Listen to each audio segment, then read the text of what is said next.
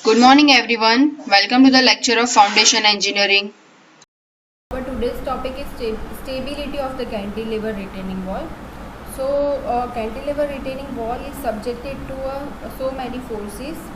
So, first force is a weight of the steam. So, a cantilever retaining wall subjected to the following forces, in which first force is the weight of the wall, steam wall. So that is W1. You can see in this figure W1, that is a self weight of the wall. W2 of a base slab, this is D to C. You can see this is D to C. So this portion is called base slab. तो weight of the W2 हमारा क्या है, base slab का है. Third है weight of the soil supported on a hill slab, that means W3. तो ये जो हिल स्लैब है उसके ऊपर जो सपोर्ट कर रही है मतलब सॉइल, वो जो सॉइल है तो उसका जो वेट है उसको बोलेंगे W3. एंड लास्ट है हॉरिजॉन्टल एक्टिव अर्थ प्रेशर, मतलब कि हॉरिजॉन्टल फोर्स जो है PA, यहाँ से आप देख रहे हो PA equal to active earth pressure acting at H3, मतलब कि H3 हाइट पे जो एक्ट कर रहा है. So basically stability of the retaining wall क्या है, तो क्या है, बहुत सारे जो फोर्सेस लगते हैं वो फोर्सेस हमें फाइंड आउट करने हैं. उसके अंदर क्या होगा, W1 मतलब कि weight of the steam AB, मतलब A2 ये स्टीम है और ये है बेस स्लैब. तो स्टीम का वेट मतलब W1, W2 है बेस स्लैब, W3 क्या है, कॉलम के पीछे जो सॉइल है मतलब कि जो अर्थ है उसका जो प्रेशर आ रहा है वो. और लास्ट है हॉरिजॉन्टल एक्टिव अर्थ प्रेशर मतलब कि PA. वो कैसे फाइंड आउट करना है हमें, वो मैंने आगे सारी मेथड्स दिखाई है आपको. अब उसके बाद है methods of failure of retaining wall. So retaining wall failure कैसे होती है, तो retaining wall should satisfy the stability conditions. अगर वो स्टेबिलिटी कंडीशन सेटिस्फाई नहीं होती है तो क्या होता है, फेलियर हो जाता है. तो सेटिस्फाइड कंडीशन कौन सी होती है, तो फर्स्ट है स्टेबिलिटी अगेंस्ट ओवरटर्निंग. अगर ओवरटर्निंग के अगेंस्ट स्टेबिलिटी नहीं होती है तो क्या होता है, रिटेनिंग वॉल फेलियर हो जाती है.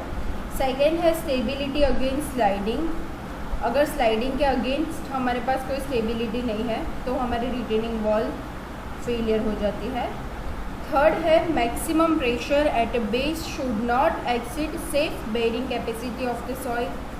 ठीक है, अगर safe bearing capacity of the soil जितनी है उससे भी ज़्यादा अगर मैक्सिमम प्रेशर हो जाता है तो हमारा रिटेनिंग वॉल फेलियर हो जाता है. और लास्ट है नो टेंशन एट बेस. सो ये चार जो कंडीशंस है अगर वो फुलफिल नहीं होती है तो क्या होता है, रिटेनिंग वॉल फेलियर हो जाती है. सो ये कंडीशन स्टेबिलिटी कंडीशंस है जो रिटेनिंग वॉल में होनी चाहिए. बट कहाँ से क्या होता है वो आगे हम लोग देखेंगे. तो सबसे पहली कंडीशन थी ओवरटर्निंग की. सो अगर टो से ओवरटर्निंग हो जाता है सो हमारी रिटेनिंग वॉल फेलियर हो जाती है. सेकेंड है स्लाइडिंग हो जाती है. थर्ड है failure of soil due to excessive pressure at a toe और tension at a heel. And last है bending failure of a stem और a base of a slab और अ हील स्लैब. ठीक है, तो ये चार चीज़ें होती है तो हमारी रिटेनिंग वॉल फेलियर हो जाती है. तो हम लोग एक एक देखेंगे. तो सबसे पहले है ओवरटर्निंग अबाउट द टो. ठीक है, तो the most hazardous mode of a failure of retaining wall is due to overturning because of unbalanced moments. तो overturning moments due to active earth pressure toe is क्या होता है overturning moment. So M0 is equal to PA into H/3. So PA हम लोग कैसे find out करते हैं वो हमने आगे देखा था. सो वो कैसे फाइंड आउट होगा, so KA into H² into γ/2 into H/3. So the resisting moment is due to the weights W1, W2 and W3 neglecting the passive earth pressure and weight of the pressure above the toe slab. So हमारे moment क्या बन जाती है, W1 into X1 plus W2 into X2 plus W3 into X3. But हमारा जो factor of safety होता है due to overturning वो क्या होगा? सो mr अपॉन m0। mr मतलब कि वो जो मोमेंट है resisting moment upon m0 overturning moment. So the minimum factor of safety should be 2। ठीक है, factor of safety should be 2, मतलब कि F1 जो है मतलब हमारी जो रेजिस्टिंग मोमेंट है डिवाइड बाय हमारी ओवरटर्निंग मोमेंट है, अगर वो करे और वो 2 होता है मिनिमम 2, तो क्या है हमारी रिटेनिंग वॉल सेफ है। अगर 2 से कम आता है तो हमारी रिटेनिंग वॉल सेफ नहीं है। उसके बाद सेकेंड है स्लाइडिंग। सो स्लाइडिंग कैसे होता है? सो हॉरिजॉन्टल फोर्स अगर आता है हमारी वॉल पे तो उसकी वजह से क्या होता है हमारी वॉल स्लाइड हो जाती है। ठीक है, सो ये जो टेंडेंसी है उसको रेजिस्ट करने के लिए हमारे पास क्या होना चाहिए? बेस पे फ्रिक्शन होना चाहिए। ठीक है, so the force of resistance F is given by F is equal to mu into sigma W। ठीक है, उसमें म्यू क्या है? सो कोएफिशिएंट ऑफ फ्रिक्शन है, और हम लोग फ्रिक्शन फैक्टर भी बोल सकते हैं between soil and concrete. And sigma W क्या है? सो वो है sum of all the vertical forces. So हमें अगर factor of safety against sliding find out करनी है तो हम लोग क्या करेंगे? जो हमारा इक्वेशन है F डिवाइड बाय H। ठीक है, उसमें H क्या है? तो H है PA मतलब कि हमने जो एक्टिव प्रेशर फाइंड आउट किया था वो। सो हमारा factor of safety against sliding अगर हमें फाइंड आउट करना है तो उसका इक्वेशन हो जाएगा F is equal to mu sigma W divide by H। If the wall is found to be unsafe against the sliding, shear key below the base should be provided. Such a key develops a passive pressure which resists completely the sliding tendency of the wall, and a factor of safety should be 1.5 used against the sliding. So in absence of elaborate test, the following values of mu may be adopted. जैसे कि coarse grain soil without silt अगर हम लोग use कर रहे हैं तो हमारा म्यू होगा 0.55। अगर coarse grain soil with silt use कर रहे हैं तो उसका म्यू होगा 0.45, और सील्ड यूज़ कर रहे हैं हम लोग तो उसका म्यू होगा 0.35। अब आगे का टॉपिक है सॉइल प्रेशर डिस्ट्रीब्यूशन। ठीक है, if sigma W is sum of all vertical forces and PA is the horizontal active earth pressure, the resultant R will strike the base slab at the distance E, say from the middle point of the base. So हमारा sum of moment क्या हो जाएगा? अगर हमें moment find out करनी है तो net moment क्या हो जाएगी? W1x1 plus W2x2 plus W3x3 minus PA into H by 3। सो ये हमारी क्या हो जाएगी? Net moment. देन x क्या है हमारा? So distance of point of application of resultant, वो हम कैसे फाइंड आउट करेंगे? तो उसका इक्वेशन है sigma m upon sigma W, मतलब कि सारी मोमेंट का सम डिवाइड बाय सारे वेट का सम। हैंस हमारी इलेक्ट्रिसिटी E क्या हो जाएगा? सो E का इक्वेशन है B/2 minus x। So intensity of the soil pressure at the toe and heel is given by, यहाँ पे दो इक्वेशन दिए हैं। इंटेंसिटी ऑफ द सॉइल अगर हमें टो में फाइंड आउट करनी है तो ये इक्वेशन आएगा sigma W upon B 1 plus sigma E by B। And अगर हमें intensity of the heel find out करनी है तो sigma W upon B 1 minus sigma E upon B। तो ये दोनों है इंटेंसिटी के इक्वेशन। ठीक है, अब P1 क्या है? सो P1 है toe at toe should not exceed the safe bearing capacity of the soil, otherwise soil will fail. Similarly P2 at the heel should be compressive. If P2 comes to be tensile, the heel will be lifted above the soil, which is not permissible in an extreme case. So P2 may be 0 where E is equal to B by 6, मतलब कि जहाँ पे E की value B by 6 आएगी वहाँ पे P2 क्या हो जाएगा, 0 हो जाएगा. So hence in order the tension is not develop the resultant और should strike the base within the middle third. ठीक है. अब उसके बाद लास्ट है bending failure. So bending failure, या आप फिगर में देख रहे हो कि बेंडिंग फेलियर कैसे होता है. So the stem of a T shape cantilever retaining wall will bend as a cantilever so that tensile face will be towards the back. The critical section will be at B, where cracks may occur at inner face if it is not properly reinforced. The heel slab will have a net pressure acting downwards and will bend at a cantilever having a tensile face towards. तो bending failure में क्या होता है कि ये जो reinforcement है वो टेंसाइल की तरफ बेंड हो जाएंगे. The critical section at B where cracks में अगर if it is not reinforce properly at the upper face, मतलब कि ऊपर की साइड पे हमने अगर प्रॉपरली ये नहीं किया है, बेंडिंग रेनफोर्समेंट प्रोवाइड नहीं किए हैं, तो क्या हो जाएगा, बेंडिंग हो जाएगा. The net pressure on the toe slab will act upward and hence it must be reinforce at the bottom face, मतलब कि बॉटम फेस से भी हमें रेनफोर्स करना पड़ेगा. And the thickness of the stem heel slab and toe slab must be sufficient to withstand compressive stresses due to bending. ठीक है. तो ये बेंडिंग फेलियर ना हो उसके लिए ये 3 चीज़ें हमें ध्यान रखनी है.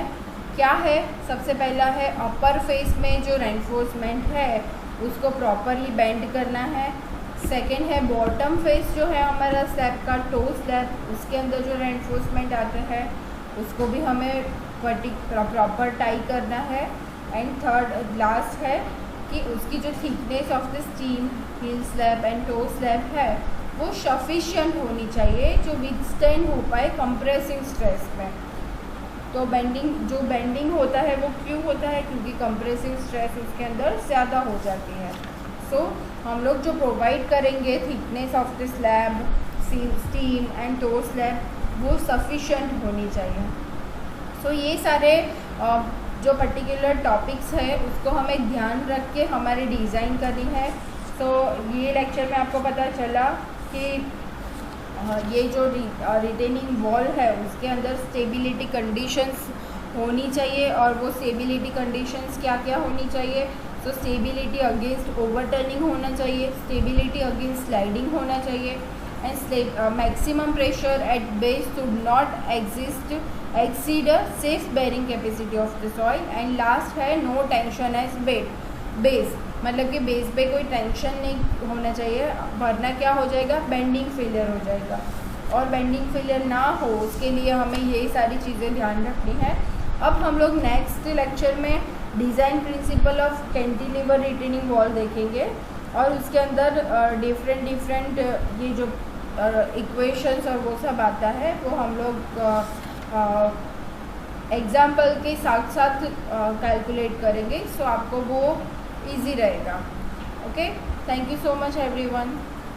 सो cantilever retaining wall is subjected to so many forces. So first force is a weight of the steam. So cantilever retaining wall subjected to the following forces, in which first force is the weight of the wall, steam wall. So that is W1. You can see in this figure W1, that is a self weight of the wall. W2 of a base slab, this is D to C. You can see this is D to C. So this portion is called base slab. तो weight of the W2 हमारा क्या है, base slab का है.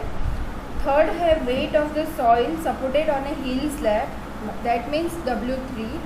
तो ये जो hill slab है उसके ऊपर जो सपोर्ट कर रही है मतलब सॉइल, वो जो सॉइल है तो उसका जो वेट है उसको बोलेंगे W3. एंड लास्ट है हॉरिजॉन्टल एक्टिव अर्थ प्रेशर, मतलब कि हॉरिजॉन्टल फोर्स जो है PA, यहाँ से आप देख रहे हो PA, equal to a active earth pressure acting at h3, मतलब कि h3 हाइट पे जो एक्ट कर रहा है।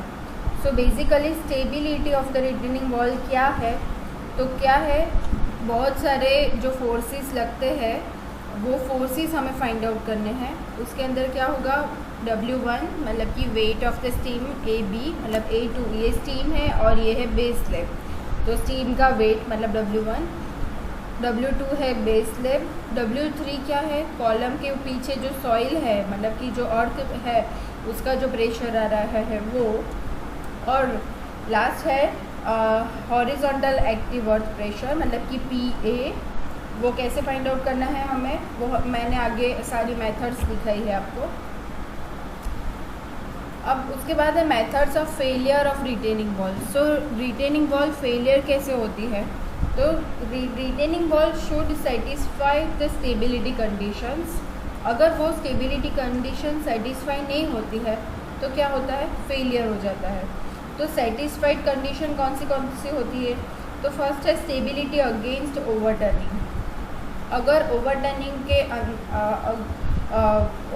के अगेंस्ट स्टेबिलिटी नहीं होती है तो क्या होता है, रिटेनिंग वॉल फेलियर हो जाती है।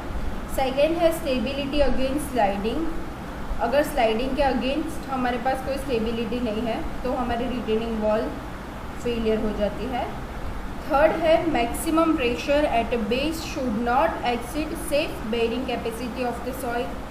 ठीक है, अगर safe bearing capacity of the soil जितनी है उससे भी ज़्यादा अगर मैक्सिमम प्रेशर हो जाता है तो हमारा रिटेनिंग वॉल फेलियर हो जाता है। और लास्ट है नो टेंशन एट बेस। सो ये चार जो कंडीशंस है अगर वो फुलफिल नहीं होती है तो क्या होता है, रिटेनिंग वॉल फेलियर हो जाती है। सो ये कंडीशन स्टेबिलिटी कंडीशंस है जो रिटेनिंग वॉल में होनी चाहिए, बट कहाँ से क्या होता है वो आगे हम लोग देखेंगे। तो सबसे पहली कंडीशन थी ओवरटर्निंग की। सो अगर टो से ओवरटर्निंग हो जाता है सो हमारी रिटेनिंग वॉल फेलियर हो जाती है। सेकेंड है स्लाइडिंग हो जाती है। थर्ड है failure of soil due to excessive pressure at a toe और tension at a heel. And last है bending failure of a stem और a base of a slab और अ हील स्लैब। ठीक है, तो ये चार चीज़ें होती है तो हमारी रिटेनिंग वॉल फेलियर हो जाती है। तो हम लोग एक एक देखेंगे। तो सबसे पहले है ओवरटर्निंग अबाउट द टो। ठीक है, तो the most hazardous mode of a failure of retaining wall is due to overturning because of unbalanced moments. तो overturning moments due to active earth pressure toe is क्या होता है overturning moment. So m0 is equal to PA into h/3। So PA हम लोग कैसे find out करते हैं वो हमने आगे देखा था। सो वो कैसे फाइंड आउट होगा, so KA into h² into γ/2 into h/3। So the resisting moment is due to the weights W1, W2 and W3 neglecting the passive earth pressure and weight of the pressure above the toe slab। सो हमारी moment क्या बन जाती है, W1 into x1 plus W2 into x2 plus W3 into x3। But हमारा जो factor of safety होता है due to overturning वो क्या होगा, सो MR अपॉन M0। MR मतलब कि वो जो मोमेंट है resisting moment upon M0 overturning moment. So the minimum factor of safety should be 2। ठीक है, factor of safety should be 2 मतलब कि F1 जो है मतलब हमारी जो रेजिस्टिंग मोमेंट है डिवाइड बाय हमारी ओवरटर्निंग मोमेंट है, अगर वो करे और वो 2 होता है मिनिमम 2 तो क्या है हमारी रिटेनिंग वॉल सेफ है। अगर 2 से कम आता है सो हमारी रिटेनिंग वॉल सेफ नहीं है। उसके बाद सेकेंड है स्लाइडिंग। सो स्लाइडिंग कैसे होता है, सो हॉरिजॉन्टल फोर्स अगर आता है हमारी वॉल पे तो उसकी वजह से क्या होता है हमारी वॉल स्लाइड हो जाती है। ठीक है, सो ये जो टेंडेंसी है उसको रेजिस्ट करने के लिए हमारे पास क्या होना चाहिए, बेस पे फ्रिक्शन होना चाहिए। ठीक है, so the force of resistance F is given by F is equal to mu into sigma W। ठीक है, उसमें म्यू क्या है, सो कोफिशिएंट ऑफ फ्रिक्शन है और हम लोग फ्रिक्शन फैक्टर भी बोल सकते हैं। Between soil and concrete. And sigma W क्या है, सो वो है sum of all the vertical forces. So हमें अगर factor of safety against sliding find out करनी है तो हम लोग क्या करेंगे, जो हमारा इक्वेशन है F डिवाइड बाय H, ठीक है, उसमें H क्या है, तो H है PA मतलब कि हमने जो एक्टिव प्रेशर फाइंड आउट किया था वो। सो हमारा factor of safety against sliding अगर हमें फाइंड आउट करना है तो उसका इक्वेशन हो जाएगा F is equal to mu sigma W divide by H। If the wall is found to be unsafe against the sliding, shear key below the base should be provided. Such a key develops a passive pressure which resists completely the sliding tendency of the wall, and a factor of safety should be 1.5 used against the sliding. So in absence of elaborate test, the following values of mu may be adopted. जैसे कि coarse grain soil without silt अगर हम लोग use कर रहे हैं सो हमारा mu होगा 0.55। अगर coarse grain soil with silt use कर रहे हैं तो उसका म्यू होगा 0.45, और सील्ड यूज़ कर रहे हैं हम लोग तो उसका म्यू होगा 0.35। अब आगे का टॉपिक है सॉइल प्रेशर डिस्ट्रीब्यूशन, ठीक है। If sigma W is sum of all vertical forces and PA is the horizontal active earth pressure, the resultant R will strike the base slab at the distance E, say from the middle point of the base. So हमारा sum of moment क्या हो जाएगा, अगर हमें moment find out करनी है so net moment क्या हो जाएगी, W1x1 plus W2x2 plus W3xt minus PA into H by 3। सो ये हमारी क्या हो जाएगी, नेट मोमेंट। देन X क्या है हमारा, so distance of point of application of resultant, वो हम कैसे फाइंड आउट करेंगे, तो उसका इक्वेशन है sigma M upon sigma W, मतलब कि सारी मोमेंट का सम डिवाइड बाय सारे वेट का सम। हैंस हमारी इलेक्ट्रिसिटी E क्या हो जाएगा, सो E का इक्वेशन है B/2 minus x. So intensity of the soil pressure at the toe and heel is given by, यहाँ पे दो इक्वेशन दिए हैं। इंटेंसिटी ऑफ द सॉइल अगर हमें टो में फाइंड आउट करनी है तो ये इक्वेशन आएगा sigma W upon B 1 plus sigma E by B, and अगर हमें intensity of the heel find out करनी है तो sigma W upon B 1 minus sigma E upon B। तो ये दोनों है इंटेंसिटी के इक्वेशन, ठीक है। अब P1 क्या है, सो P1 है toe at toe should not exceed the safe bearing capacity of the soil, otherwise soil will fail. Similarly P2 at the heel should be compressive. If P2 comes to be tensile, the heel will be lifted above the soil, which is not permissible in an extreme case. So P2 may be 0 where E is equal to B by 6, मतलब कि जहाँ पे E की value B/6 आएगी वहाँ पे P2 क्या हो जाएगा, 0 हो जाएगा। So hence in order the tension is not developed, the resultant should strike the base within the middle third, ठीक है। अब उसके बाद लास्ट है bending failure.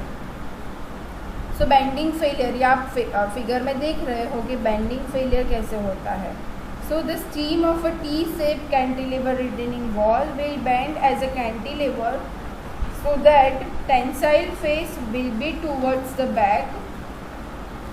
The critical section will be at B, where cracks may occur at inner face if it is not properly reinforced.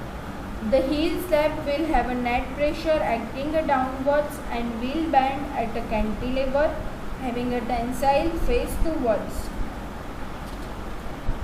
So bending failure में क्या होता है कि ये जो reinforcement है वो टेंसाइल की तरफ बेंड हो जाएंगे। The critical section at B where cracks may occur if it is not reinforced properly at the upper face, मतलब कि ऊपर की साइड पे हमने अगर प्रॉपरली ये नहीं किया है, बेंडिंग रेनफोर्समेंट प्रोवाइड नहीं किए हैं, तो क्या हो जाएगा, बेंडिंग हो जाएगा। The net pressure on the toe slab will act upward and hence it must be reinforced at the bottom face, मतलब कि bottom face से भी हमें reinforce करना पड़ेगा। and the thickness of the steam heel slab and toe slab must be sufficient to withstand compressive stresses due to bending। ठीक है, तो ये बेंडिंग फेलियर ना हो उसके लिए ये 3 चीज़ें हमें ध्यान रखनी है। क्या है, सबसे पहला है अपर फेस में जो रेनफोर्समेंट है उसको प्रॉपरली बेंड करना है। सेकंड है बॉटम फेस जो है हमारा स्लैब का, टो स्लैब, उसके अंदर जो रेनफोर्समेंट आता है उसको भी हमें प्रॉपर टाई करना है। एंड थर्ड लास्ट है कि उसकी जो thickness of the stem heel slab and toe slab है वो सफिशिएंट होनी चाहिए जो विथस्टैंड हो पाए कंप्रेसिव स्ट्रेस में।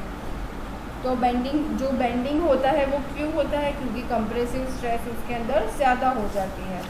सो हम लोग जो प्रोवाइड करेंगे thickness of the slab, stem and toe slab वो सफिशिएंट होनी चाहिए। सो ये सारे जो पर्टिकुलर टॉपिक्स है उसको हमें ध्यान रख के हमारी डिज़ाइन करनी है। सो ये लेक्चर में आपको पता चला कि ये जो रिटेनिंग वॉल है उसके अंदर स्टेबिलिटी कंडीशंस होनी चाहिए, और वो स्टेबिलिटी कंडीशंस क्या क्या होनी चाहिए। तो स्टेबिलिटी अगेंस्ट ओवरटर्निंग होना चाहिए, स्टेबिलिटी अगेंस्ट स्लाइडिंग होना चाहिए, and maximum pressure at base should not exceed safe bearing capacity of the soil, and last है नो टेंशन एज बेस, मतलब कि बेस पे कोई टेंशन नहीं होना चाहिए, वरना क्या हो जाएगा, बेंडिंग फेलियर हो जाएगा। और बेंडिंग फेलियर ना हो उसके लिए हमें यही सारी चीज़ें ध्यान रखनी है। अब हम लोग नेक्स्ट लेक्चर में design principle of cantilever retaining wall देखेंगे, और उसके अंदर डिफरेंट ये जो इक्वेशंस और वो सब आता है वो हम लोग एग्जाम्पल के साथ साथ कैलकुलेट करेंगे। सो आपको वो इजी रहेगा। Okay, thank you so much everyone.